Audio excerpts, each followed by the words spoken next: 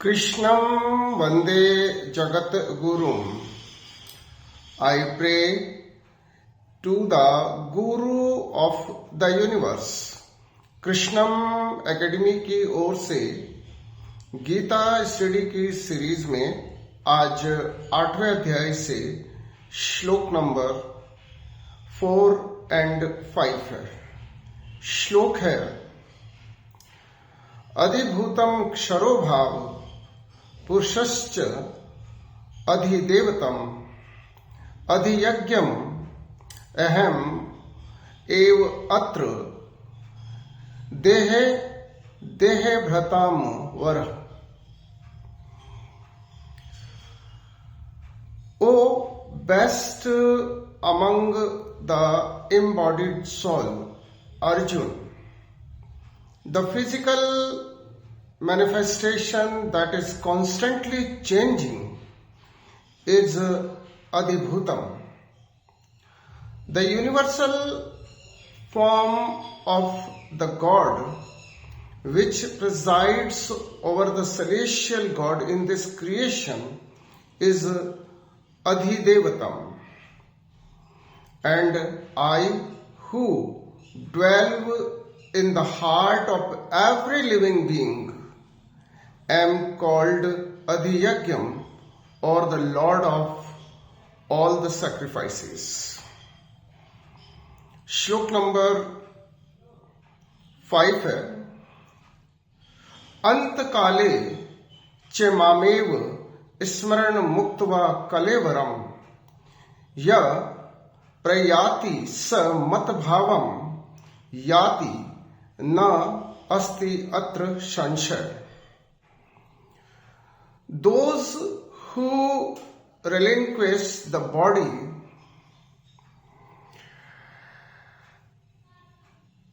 while remembering me at the moment of death will come to me.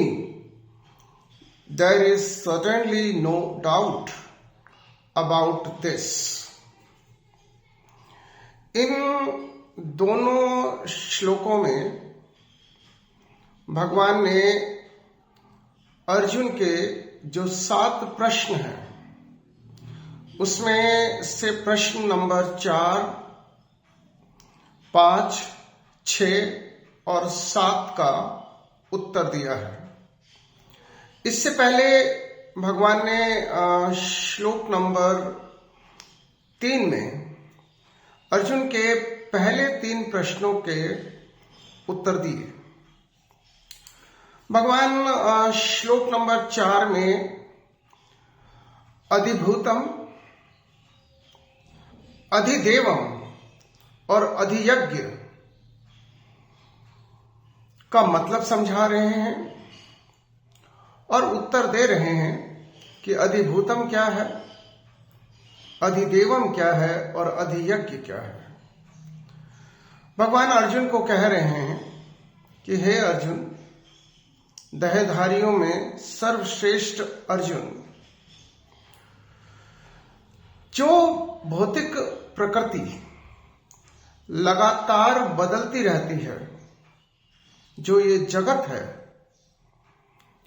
नश्वर है, यह अधिभूतम है। और इस नश्वर भौतिक जगत में जो ईश्वर का विराट स्वरूप है, जो कि देवताओं पर भी शासन करता है, वह अधिदेवम है। और सभी प्राणियों के हृदय में स्थित, जो सभी यज्ञों का स्वामी है, सभी यज्ञों का भोक्ता है, वह स्वयं मैं हूं, परमेश्वर है। श्लोक नंबर 5 में भगवान ने बताया है, क्योंकि अर्जुन ने भगवान से पूछा था कि जो मनुष्य अंत काल में यानी कि मृत्यु के समय में आपका चिंतन करता है, आपका स्मरण करता है, उसका क्या होता है? भगवान ने इसका उत्तर देते हुए कहा है कि अंत काल में जो प्राणी मेरा चिंतन करता है, मेरा मनन करता है, निश्चित रूप से वह मुझे प्राप्त करता है और इसमें कोई संशय नहीं है। हम पुनः अर्जुन के 7 प्रश्नों पर अगर विचार करते हैं और फिर भगवान ने उन 7 प्रश्नों के जो उत्तर दिए हैं उनका यदि हम चिंतन मनन करते हैं तो हमारे जीवन के बहुत सारे संशय दूर हो सकते हैं। अर्जुन का पहला प्रश्न ब्रह्म क्या है? भगवान ने बताया है कि जो अक्षर है, अविनाशी है, शाश्वत है, अनचेंजेबल है, अपरिवर्तनशील है और सबका करता है और सबको उत्पन्न करने वाला है, वह ब्रह्म है। अर्जुन का दूसरा प्रश्न था कि what is an individual? Self क्या है? इसका उत्तर भगवान ने दिया है कि जो प्राणियों के अंदर आत्मा है वही अध्यात्म है और आत्मा के बारे में और आत्मा का परमात्मा से संबंध, आत्मा का जगत से संबंध, आत्मा का शरीर धारण करना, ये यानी कि आत्मा के स्वरूप को पहचानना अध्यात्म है। अर्जुन का तीसरा प्रश्न था कि कर्म क्या है? इसके उत्तर में भगवान ने हमें समझाया है कि आत्मा जब देह धारण करती है तो जो देहधारियों के भौतिक कर्तव्य होते हैं, जो देहधारियों के नियत कर्म होते हैं, नियत कार्य होते हैं, उन्हें कर्म कहा जाता है, फ्यूटिव एक्शंस। और आज के श्लोकों में भगवान ने बचे हुए 4 प्रश्नों के उत्तर दिए हैं। उसमें से चौथा प्रश्न है अधिभूतम, यानी कि ये जो नश्वर भौतिक जगत जिसको हम परसीव करते हैं अपने सेंस ऑर्गन से, ये भौतिक जगत, इसके बारे में भगवान ने कहा है कि ये लगातार परिवर्तनशील है और ये इसका क्षय होता रहता है। यह अक्षर नहीं है, ये क्षीण है, इसका क्षय होता है। तो ये जो जिसका विनाश होता है, जो लगातार बदलता रहता है, ये जो भौतिक जगत है, भगवान ने इसको अधिभूतम कहा है। और भगवान ने कहा है कि जो ये भौतिक जगत नश्वर तो है, परंतु यह भगवान का ही मैनिफेस्टेशन है। तो इस भौतिक जगत में जो ईश्वर का स्वरूप है, विराट स्वरूप है, और जो देवताओं पर भी शासन करता है, जो इस भौतिक जगत का संचालन जो देवता करते हैं, उनको मार्गदर्शन, और वे सभी देवता जिस परमात्मा के अधीन होकर के कार्य करते हैं, वह परमात्मा अधिदेवम है। और उसके बाद देहधारियों के शरीर में जो परमात्मा है, जो सभी यज्ञों का स्वामी है और जो सभी यज्ञों का भोक्ता है, वह अधियज्ञम है। इन श्लोकों में श्लोक नंबर 1 से लेकर के श्लोक नंबर 5 में, श्लोक नंबर 1 में अर्जुन ने, श्लोक नंबर 1 और 2 में अर्जुन ने 7 प्रश्न किए।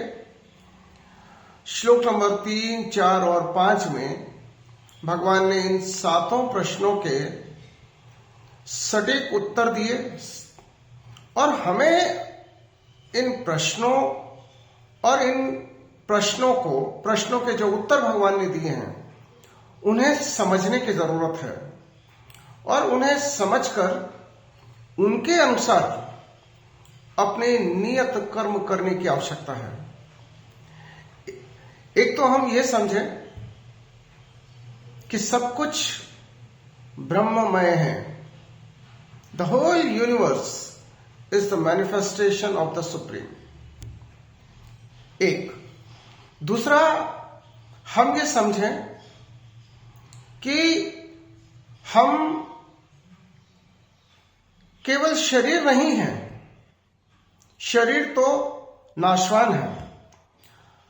हम परमपिता परमात्मा के अंश हैं और हम सभी, जैसे भगवान ने कहा है, I who dwell in the heart of every living being, यानी कि परमात्मा हर प्राणी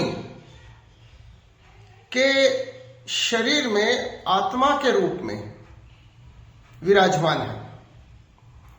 इसलिए हम सभी परमपिता परमात्मा के अंश हैं और वही परमात्मा, वही ब्रह्म हमारा परम पिता है।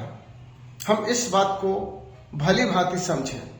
इसलिए कई बार हम इस संसार के जो संबंध है उन संबंधों से हताश हो जाते हैं, निराश हो जाते हैं और स्वयं को अनाथ समझने लगते हैं। हमें ऐसा भाव कभी अपने मन में नहीं आने देना चाहिए, क्योंकि हमारा जो नाथ है वह स्वयं परमेश्वर है और परमेश्वर हमारा परम पिता है। जब परमेश्वर हमारा परम पिता है तो फिर हम अनाथ और असहाय, ऑर्फन एंड हेल्पलेस कैसे हो सकते हैं? अपने अंदर ये भाव लाना कि मैं अनाथ हूं या मैं असहाय हूं या मैं दुर्बल हूं, मुझे लगता है कि सही नहीं है, पाप है। हमें सदैव ये समझना चाहिए और जैसा कि स्वामी विवेकानंद ने भी कहा है, all powers with in you, यानी हमारे अंदर सारी क्षमताएं हैं।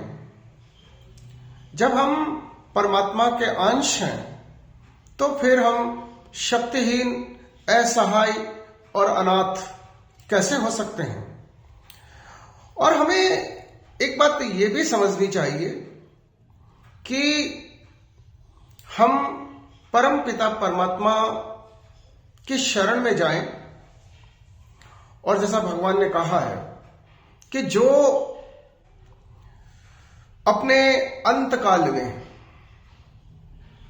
Eight the moment of death, यदि हम परमात्मा का स्मरण कर पाते हैं, और ये तभी होगा जब हमारा जीवन सात्विक रहे, हमारा जीवन भगवान के बताए हुए नियत कर्मों के अनुसार चले, तभी ऐसा हो सकता है कि अंतकाले, at the moment of death, हम भगवान का स्मरण करेंगे।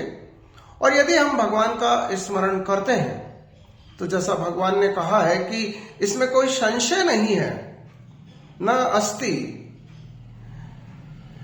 अत्र संशय, किसी तरह का संशय नहीं है कि ऐसी आत्मा परमात्मा को प्राप्त करती है। और भगवान ने बिल्कुल स्पष्ट रूप से कहा है कि जो